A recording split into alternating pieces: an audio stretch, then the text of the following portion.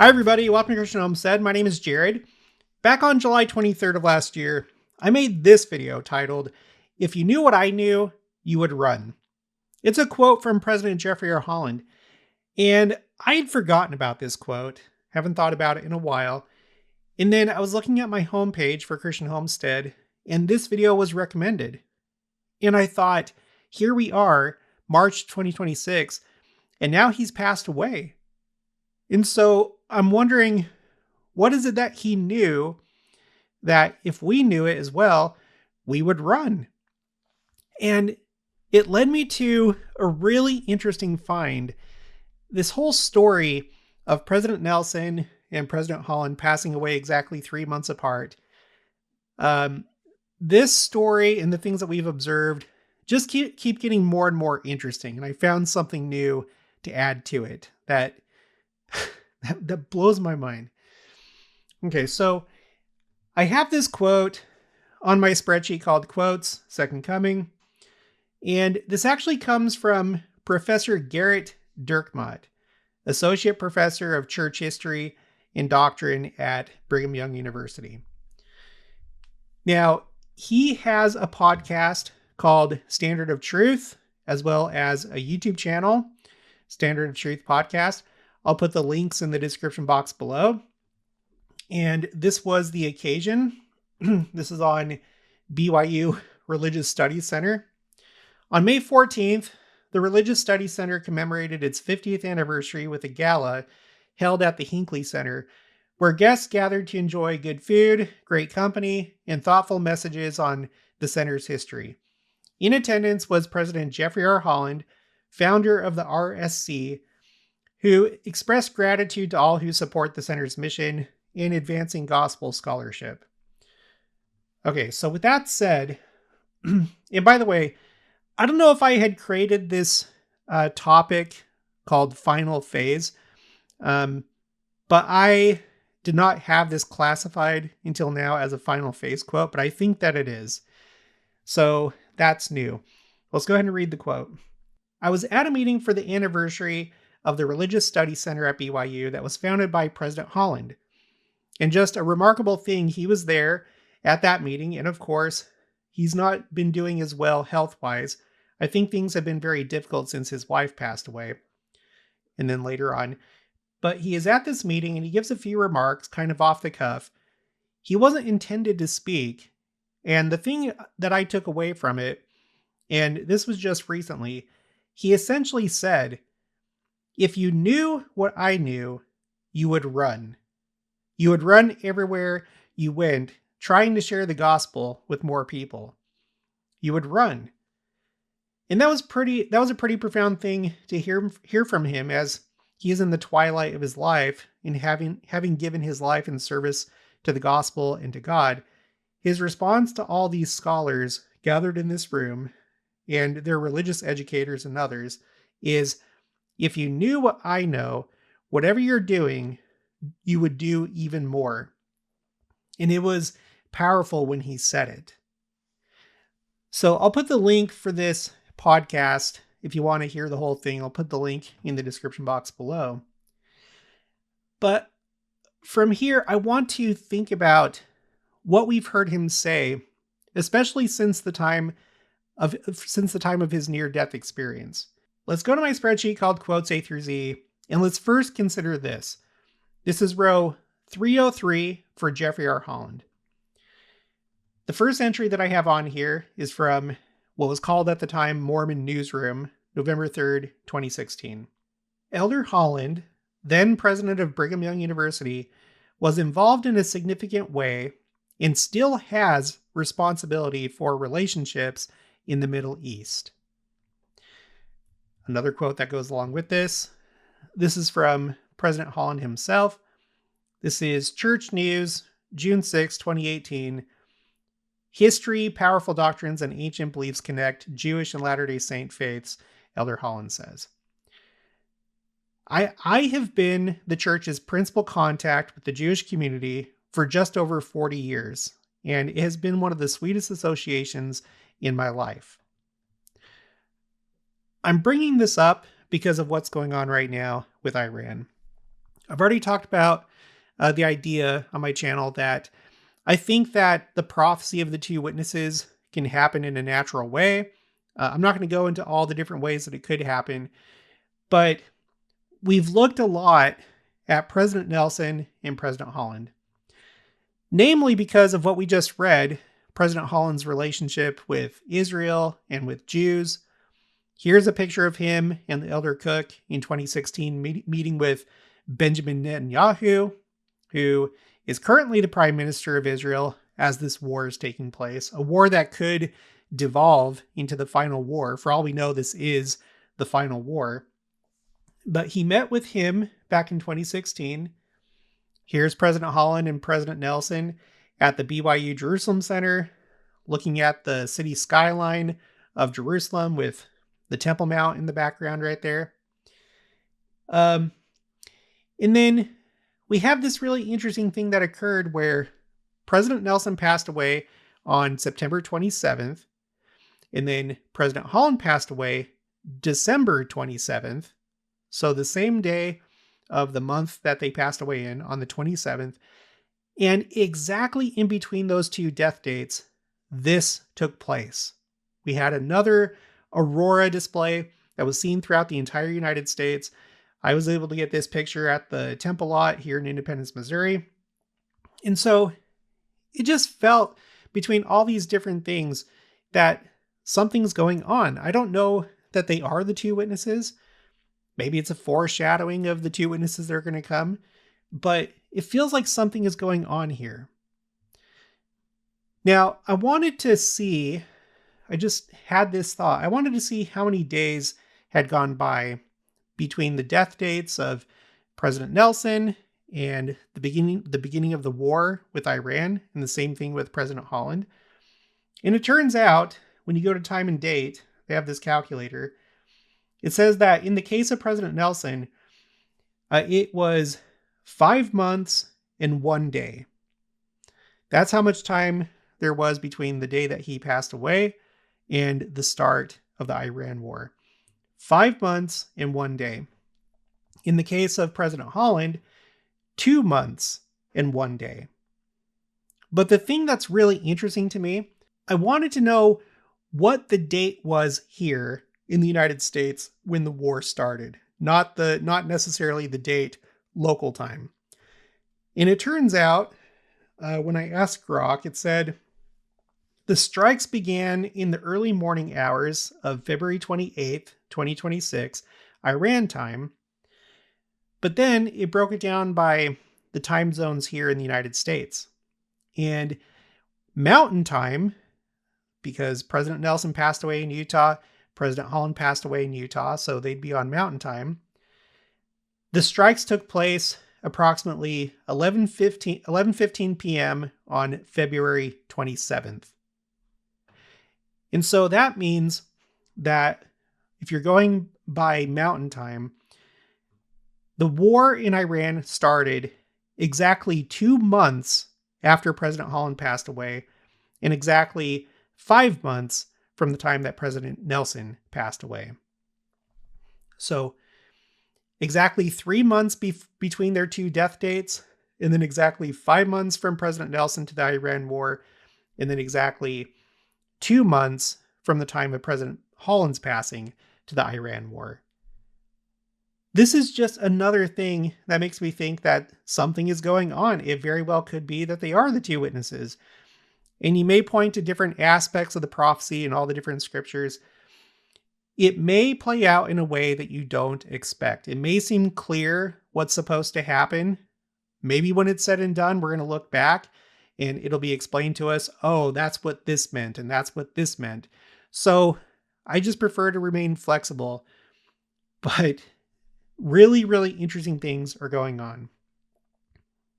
Again, we're talking about this quote from President Holland where he said, "If you knew what I knew, you would run." And then he talks about the importance of sharing the gospel as much as you can. So now let's look at his near-death experience and the aftermath and think about what he said in regards to that. Because it seems as though he would have, like under normal circumstances, he would have passed away, but a miracle took place and his life was extended. And so that period of time when his life was extended, uh, I think that we should pay special attention to what he said, because I think that's why his life was extended, was to deliver the messages that he did. Let's first look at this account from Elder Del G. Renlund of the Quorum of the 12. It's a social media post on December 6, 2023.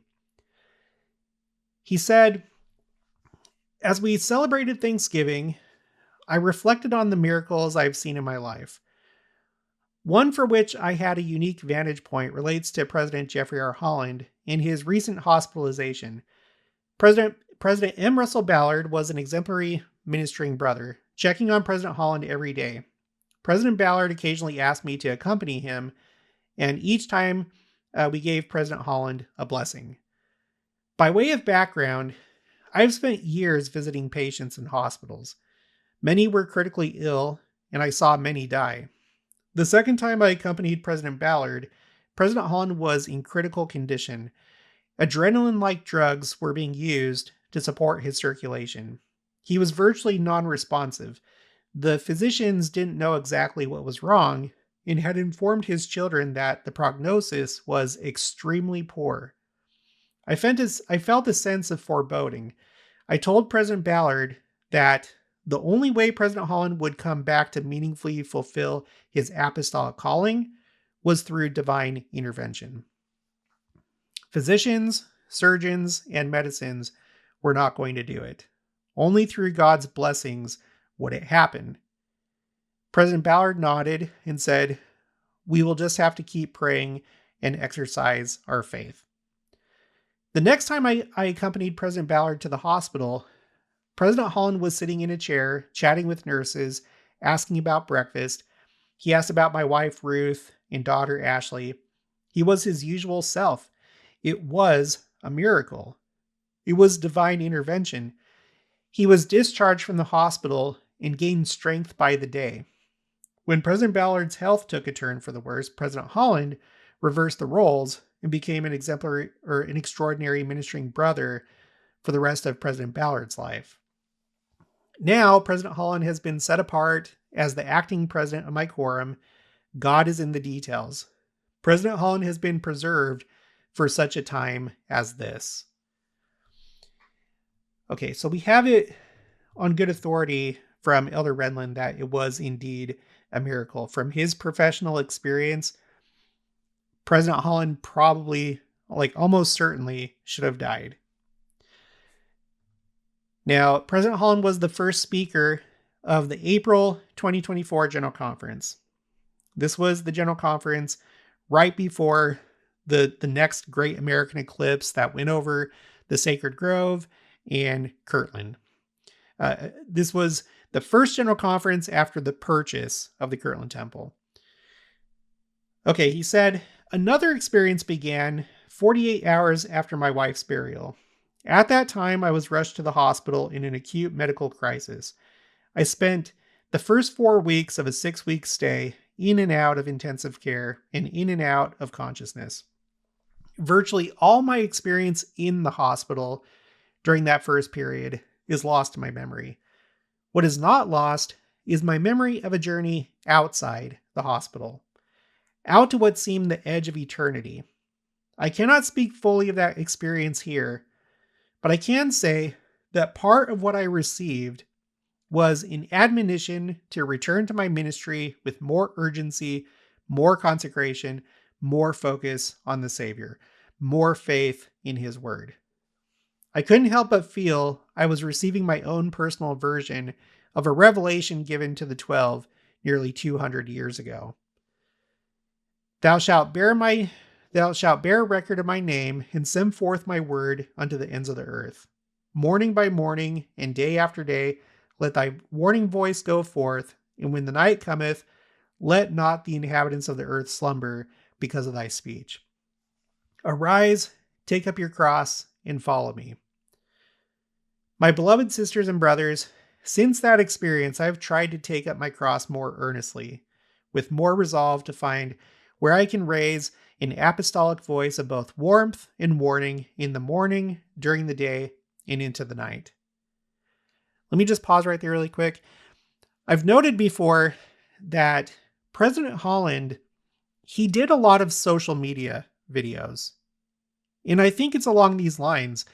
If you're making videos on social media, your voice can literally be heard morning, day, and night across the world. He was almost doing like a podcast style series of videos. It was like his own little podcast in a way. And you do see the other apostles and the prophet and first presidency, they make videos too. They all do. But it felt like a podcast. And I think he meant to do that because of this. That's just my opinion. Later in the talk, he says, in reference to the second coming, I bear witness that when Christ comes, he needs to recognize us, not as nominal members listed on a faded baptismal record, but as thoroughly committed, faithfully believing, covenant-keeping disciples. This is an urgent matter for all of us, lest we ever hear with devastating regret, I never knew you. Or, as Joseph Smith translated that phrase, you never knew me. Okay, so I do tend to think that this has to do with the second coming. It has to do with the times in which we live. Again, right now, we have scenes like this in Israel. This is a new post. This is from today. The day I'm recording this is the 7th. And these are cluster munitions above Jerusalem. In a recent video, we were talking about in the first day of the war, there was a missile that struck relatively close to the Temple Mount. And in that video, I was wondering if Iran had tried to fire cluster munitions at Jerusalem, because if they did, I think it's impossible to intercept all those munitions once they're released from the main casing. Well, here you have it. This is from Channel 12 News in Israel. They have fired cluster munitions over Jerusalem. There haven't been any reports that I've seen that they've hit any of the holy sites, but it could happen. If they're able to continue launching missiles, it may just happen. But we've also recently been talking about the prophecy of stars falling from the sky and casting themselves to the ground, and how Joseph Smith said during the great meteor shower of 1833 that it definitely was a sign, but it wasn't the final fulfillment because those stars were not actually hitting the ground. And in this case, in 2026, in Israel, they are. They are hitting the ground. I tend to think that this is prophecy being fulfilled when we're talking about stars casting themselves to the ground. But anyway, President Holland, the second coming, if we knew what he knew, we would run. He received very serious admonitions during his near-death experience. His life was miraculously extended. And then when he did pass away, this took place exactly between the passing of President Nelson and President Holland, and exactly 2 months after he passed away, this war started. Mountain time. Okay, but there's more. Let's see. This one is from Newsroom, November 11th. Oh, this is the day that... Oh, no, this is 2024. Sorry. It was November 11th, 2025 when that aurora took place. Okay. One of President Holland's messages for youth was that his health challenges of 2023, he was often unconscious for a full month and nearly passed away, are proof of miracles. Quote, I want the young people to know there are still miracles in this church, he said. The miracle that I represent in the restoration of my life is as real as any miracle of the Old Testament or the New Testament or the Doctrine and Covenants or the Book of Mormon. Miracles still exist. So he's calling attention to the fact that it was a miracle that he was there speaking. This was in the Dominican Republic when he was with Elder Rasband. And then we're going to go to this. This is Church News, March 9th, 2025. This was at Roots Tech. Elder Anderson says, President, you have taught our quorum a lot about prayer, even all of us who pray very, very much and constantly. What would you teach us about prayer today? President Holland, in our last general conference, I spoke about prayer. I had had a near-death experience. For 4 weeks, I was somewhere with a foot in another world. And the 2 lessons that I was given there, and in effect, told to take back to the church, and now I speak as much more to adults than the children. And those 2 lessons were, pray more than you pray. And I thought I prayed all the time, more or less. But the lesson was, pray more than you pray. However much you've prayed, pray more. And in however many places you've prayed, pray in more places. However many times during the day you pray, pray more times in the day. And it started to give meaning to me, an overwhelming meaning to me, that there really was significance. There really was meaning. It was quite literal when God had said, pray always. Pray always. And I thought that meant just kind of be serious about it. Well, it is to be serious about it, and a lot more. I took that to be, now here's the second coming part. Okay. I took that to be part of this hastening, the hastening of the work, the hastening of family history and every other aspect of our work, missionary work and all else. But we're to do this that you portrayed, Neil. We're to pray more and in more places and more often than we do. And if you've prayed a lot, pray more. The other lesson was to testify, to be a witness. And however much you testify, testify more. However many people you meet and declare the gospel of Jesus Christ to, however many that is, it's got to be more. And so thank you. That's not an invitation I knew I'd have, but I care very much about it. So at this point, I'm going to confess something. I was going to just go ahead and give up on the Book of Mormon challenge. We had already successfully done the Flood the Earth challenge, which went from, I think it was 2022. Let me just double check. Yeah, December of 2022 until September of 2024. We had shared 10,160 copies of the Book of Mormon, or at least that's what everybody reported to me that participated in this challenge. It resulted in 177 people meeting with the missionaries and 53 baptisms, and one report of somebody going through the temple, receiving their endowments, and being sealed. Now, I decided recently that I wanted to do this again and just call it the Book of Mormon Challenge. And I was getting a lot less reports of people sharing the Book of Mormon. We did get one report of somebody meeting with the missionaries as a result of this, but I've been so overwhelmed with things lately, very busy, both with YouTube, but also in my personal life.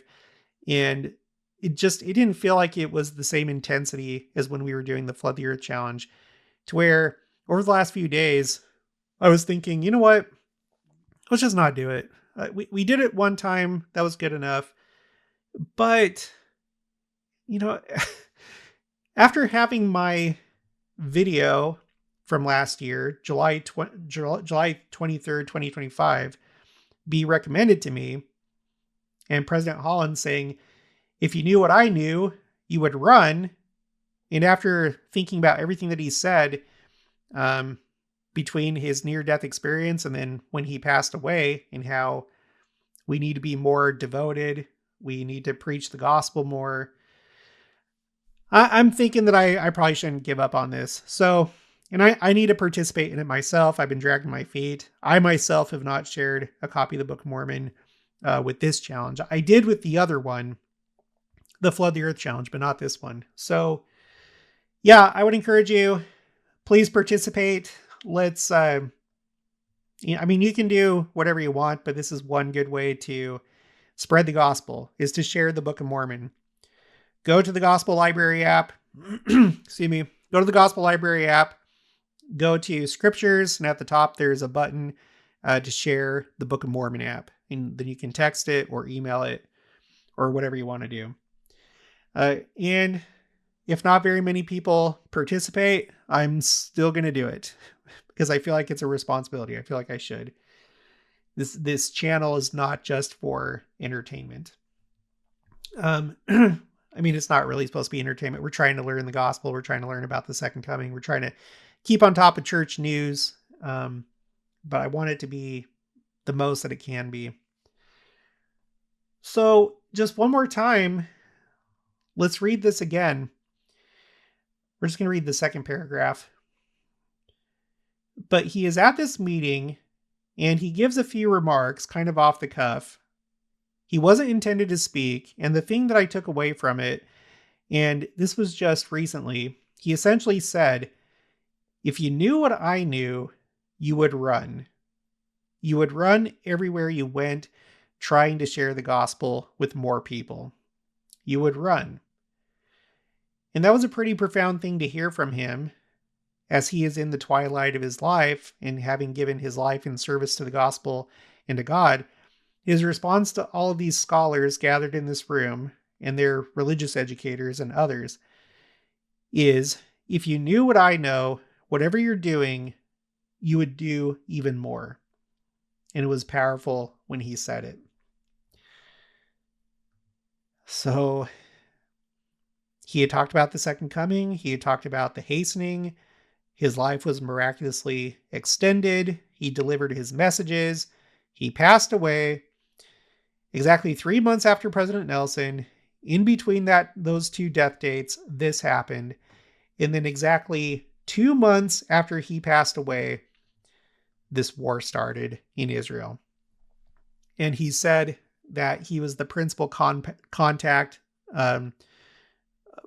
for the church with Jewish people and with Israel. Sorry, I know this is a bunch of repetition, but I think it's important.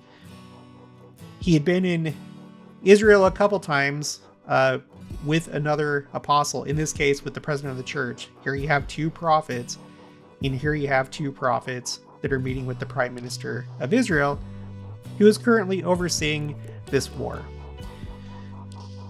This is pretty amazing. But that's all that I have for this one. I'll talk to you guys later.